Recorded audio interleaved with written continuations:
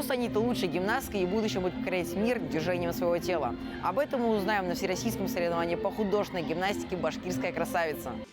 600 участников из самых разных городов России съехались на всероссийское соревнование «Башкирская красавица», чтобы повысить спортивный разряд и побороться за победу. Соревнование такого масштаба проходит второй раз в республике. Это важное событие для Уфы. Благодаря нему спортсменка раскрывает талант и получает звездный шанс поблистать на ковре.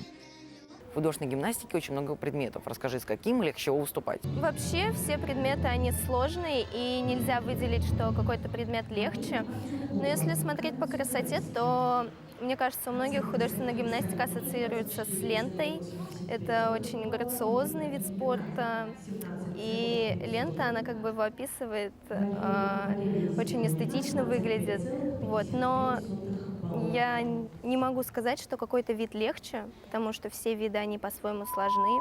Спорт заключается в выполнении под музыку гимнастических упражнений с предметами и без предметов. Художественная гимнастика – сравнительно молодой вид спорта, основанный благодаря ветеранам балета Мариинского театра в 1881 году.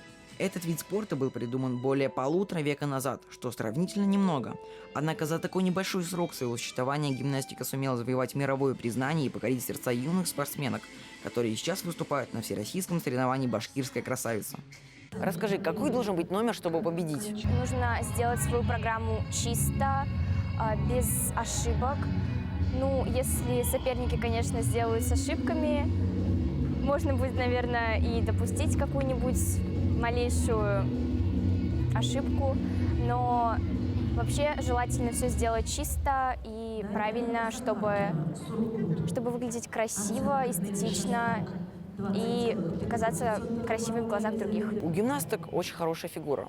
Вы сладкое вообще не едите? Мы сладкое едим, но просто не в больших количествах, чтобы не испортить фигуру, чтобы быть стройными, чтобы быть легкой на ковре. Вот. Одно из лучших выступлений продемонстрировала Анастасия Файрузова. В начале своего номера она показала сложные движения с мячом, а затем с обручем. Чтобы занять первое место, гимнасткам нужно было придерживаться нескольким критериям: исполнение, артистизм, трудность и мастерство. Лучшие, которых это получилось, были почетно награждены заслуженными медалями, дипломами и призами. Лучшие спортсменки получат заслуженные призы и выйдут на всероссийскую арену. Оскар Николаев, Рамазан Мусин специально для Горы новостей.